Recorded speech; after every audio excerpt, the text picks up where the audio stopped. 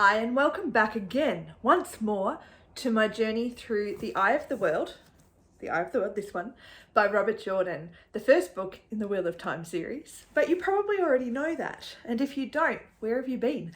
But I've almost finished today, and one more video after this will finish off my journey through this book, and then I'll begin reading through my notes and thoughts and everything of every chapter for The Great Hunt. Today, I'm focusing on chapter 41 to 47 of The Eye of the World. So let's begin. Chapter 41, Old Friends and New Threats. Rand is a very trusting sort.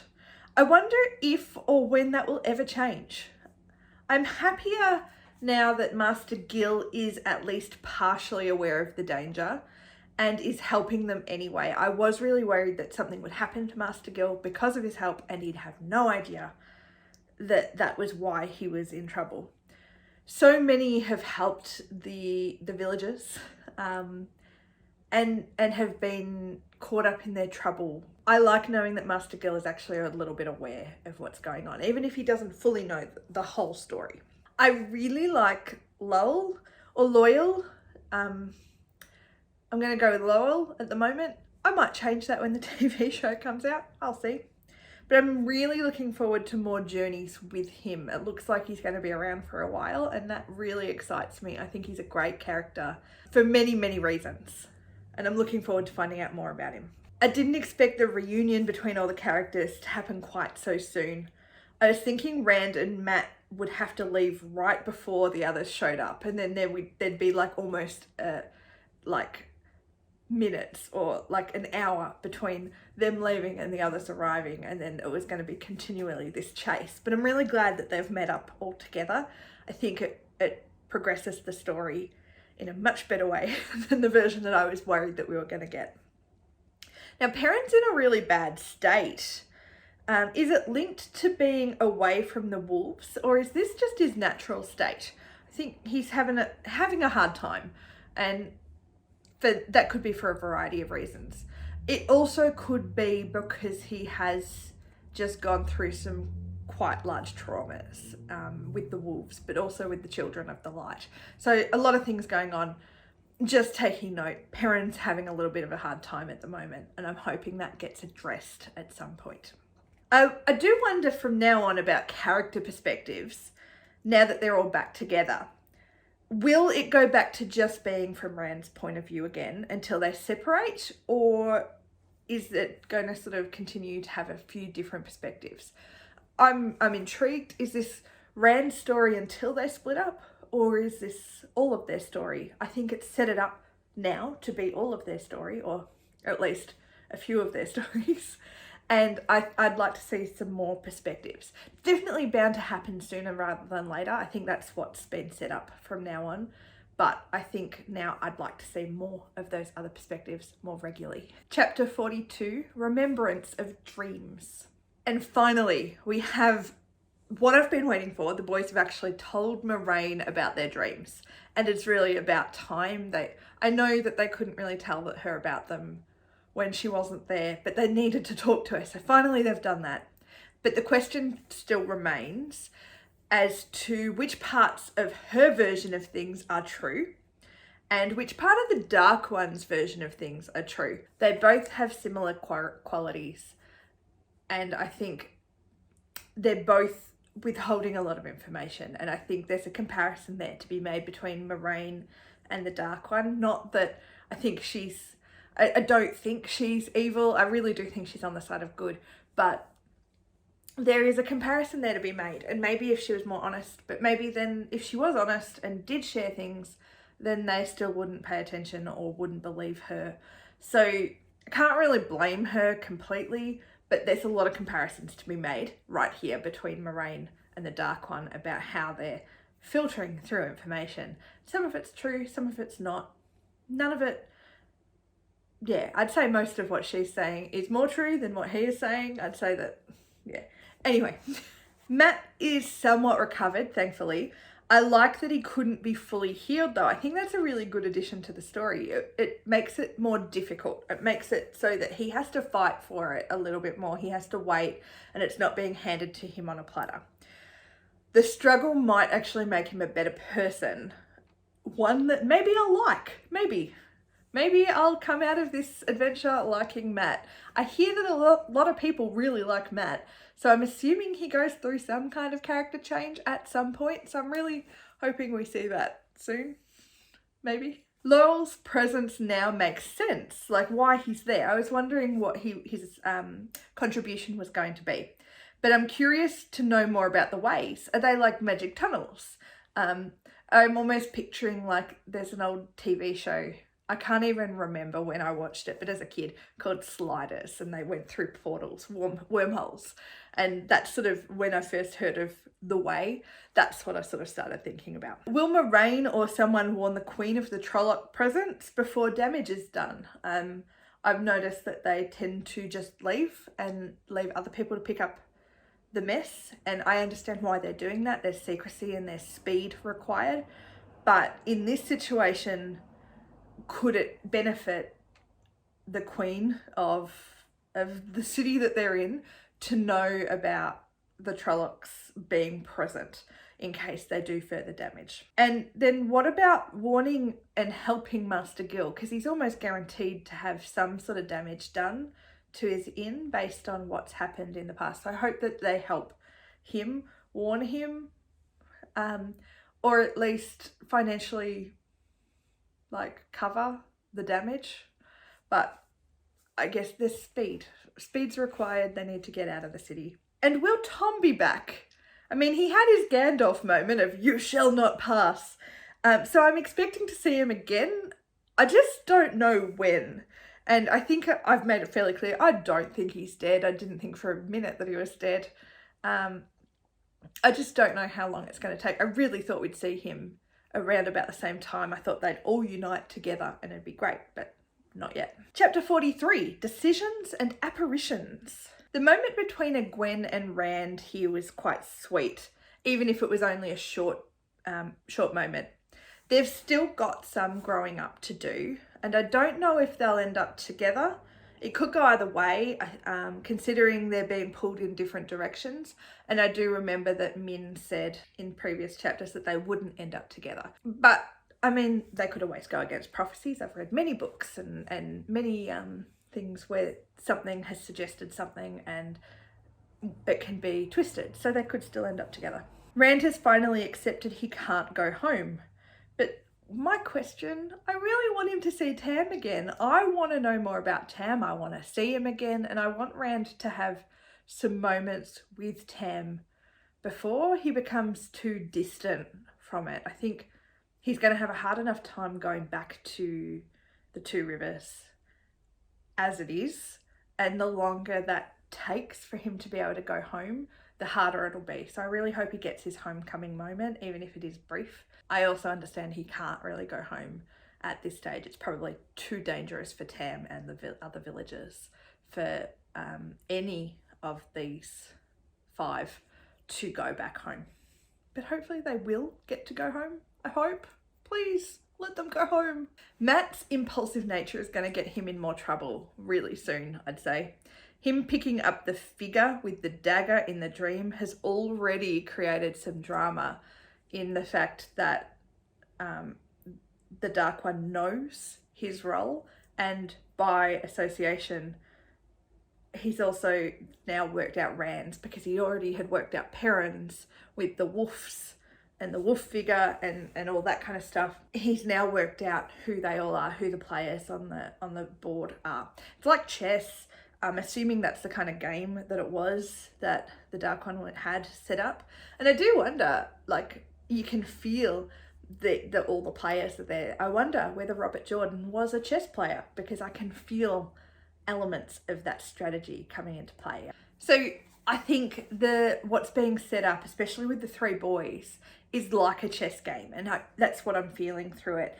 But one side has forgotten how to play the game, or maybe they never fully knew the rules in the first place, and I think that's just been happening time and time again, whereas the Dark Ones had all this time to place his pieces and move them around and can manipulate the board because the others don't really know the game that they're playing. And maybe if Moraine shared more information, they'd be able to get better set up. But I think Moraine doesn't have all the information either. So maybe they'd never be able to work out exactly what the game was, what the rules were. Chapter 44, The Dark Along the Ways. Now, started here with a quote.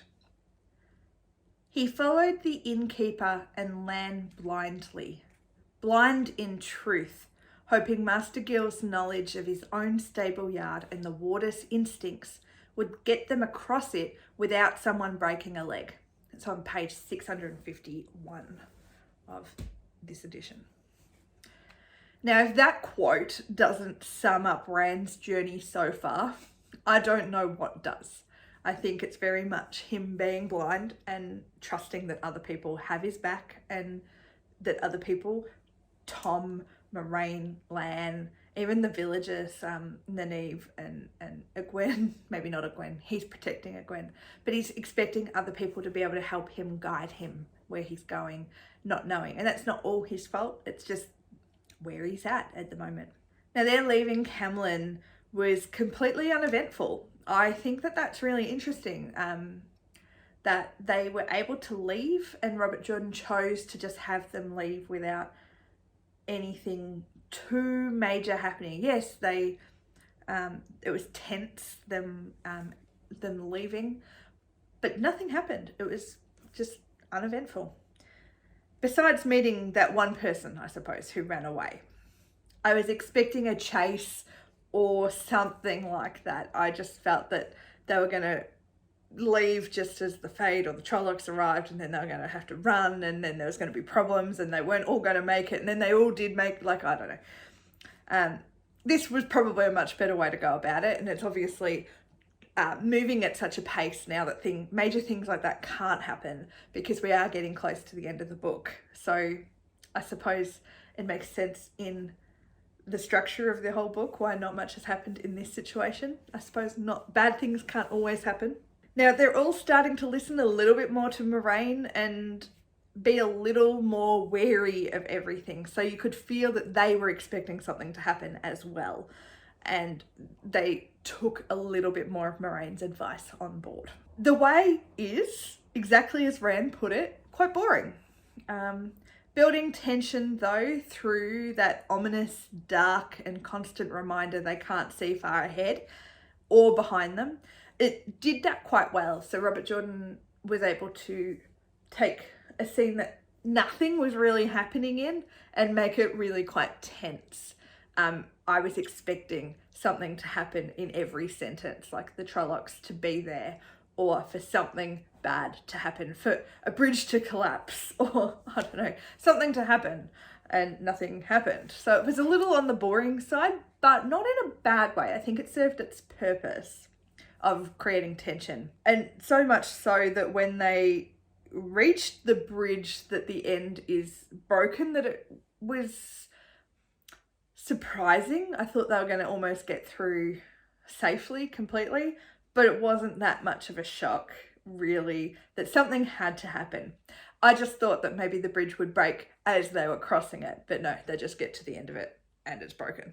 So not a lot happened in the ways, and that's fine. Sometimes things don't happen. I just was expecting something to happen.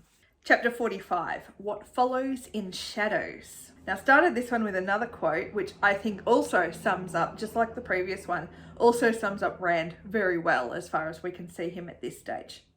It was easier to be brave, he discovered, when someone needed your protection.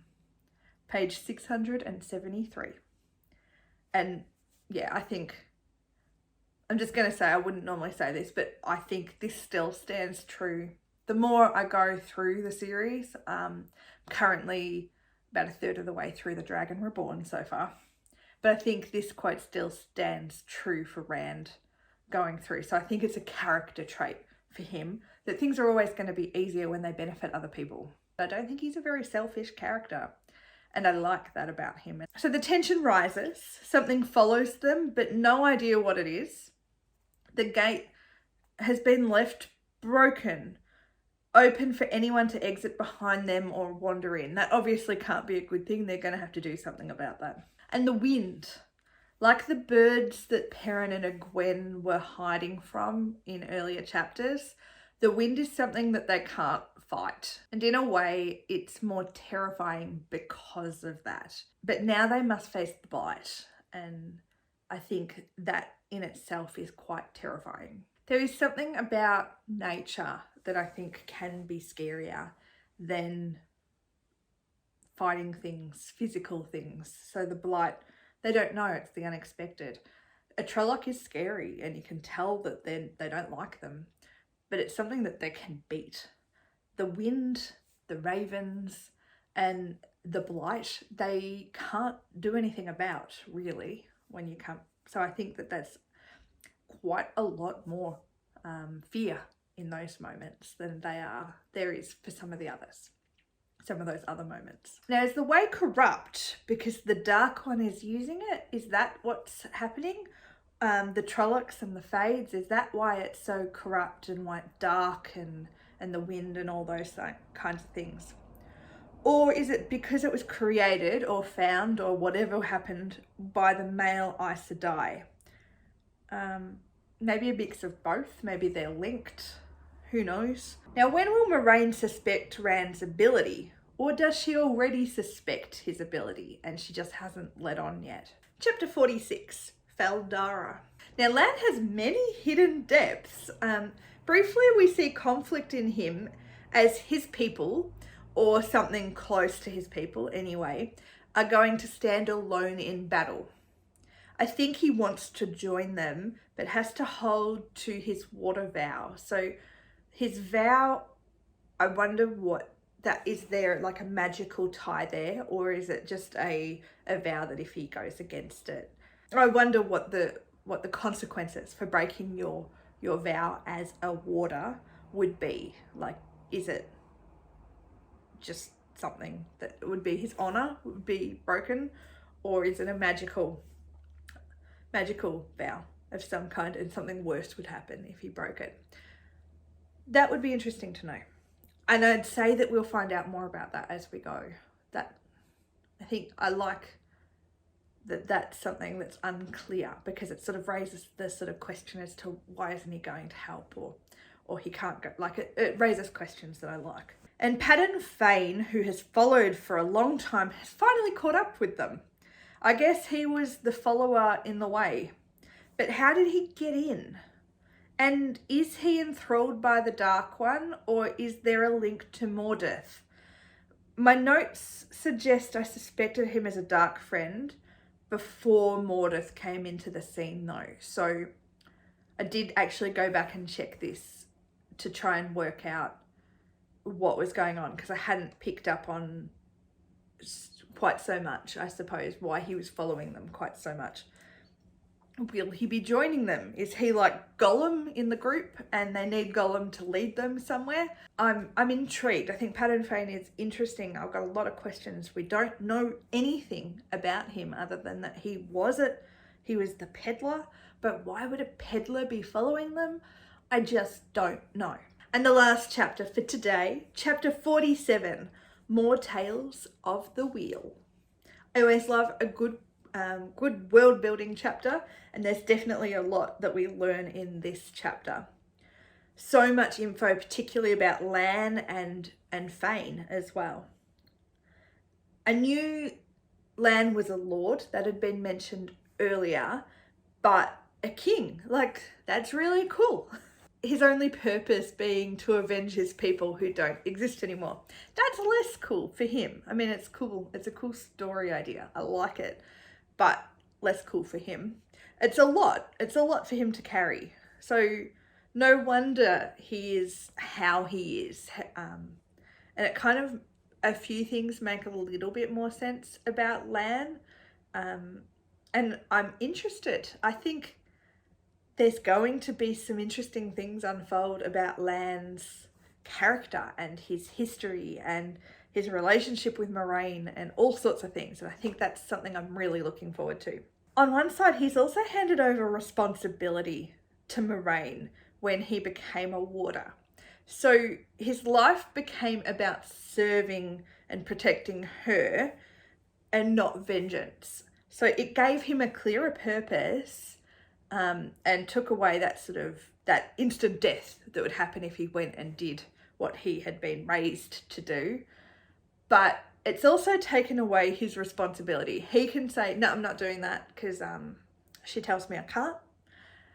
And I think that is going to be a conflict that has to come back at some point. That's not going to be something that goes away lightly, and we never hear about that again, about his duty to his people who died and the revenge, and his duty to Moraine as her warder and to the vow that he has said. Fane's story is fascinating. I don't know what else to say here about Fane, except I'm interested to hear what else he has to say and what else he has to do within the story. He's obviously going to be playing a much bigger part than what I thought he was going to be playing, and that should be very interesting. It's fascinating. I don't know what to expect there, and that is exciting in a way, and I'm looking forward. I'm intrigued.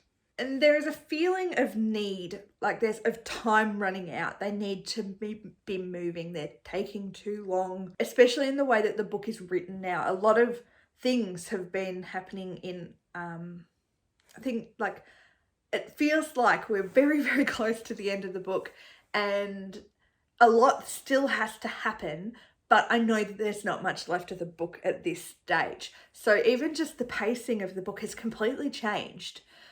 And that I think that really works in this sense. And it's since they left Camlin, the pacing changed there when they left. And I suppose with the way a little bit, it was a slow pace, but you could feel that they were we need to move faster, we need to get moving.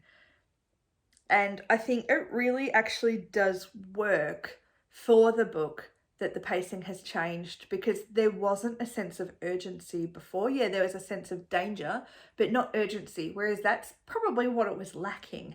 There was no time that they had to get these things done. It was just, we've got to leave. We've got to leave now because they're going to kill us. But everything happened because there was danger behind them, not because they needed to go somewhere. And I think that's what's changed here. From Camlin onwards, they needed to move faster. Moraine does not have all the knowledge. I think that was something I came to the conclusion in this chapter. Moraine doesn't know everything about what's going on, and she's doing the best that she can to piece the knowledge that she has and the knowledge that she's learning as she goes, piecing it all together to try and come up with the best plan. And she's trying. And maybe this is speaks to a bit of her pride about why she keeps some things to herself, or keeps so much to herself at times, because she doesn't want to admit that she doesn't have all the answers, or she doesn't want to create more distrust if questions are asked and she can't answer them. That actually could be very, very true. That is all for today. We have one more video to go for the Eye of the World. I am loving it. I'm loving being able to share my thoughts with you. I never have anyone to talk to about the books that I'm reading, so I'm hoping you're enjoying this. I know I am, and I have, as I said, one more video to go on the Eye of the World, and then next month I'll start on The Great Hunt, and I'm looking forward to that just as much. I have so many thoughts, so make sure you join in on any conversations in the comments, ask me some questions. Tell me what you noticed when you were reading at this point in the book. Did you notice anything different to what I've picked up on? I know that I started struggling here to summarize all the thoughts that I had into one page, so I had to leave a lot of things out in my notes. I'll be interested to know if you noticed some of the things that I chose not to focus on in my notes, because you just cannot take it all in. So much is going on, and yeah, I'd love to hear what you've got to say. So like and subscribe, and I will be back again later this week with the last Eye of the World video.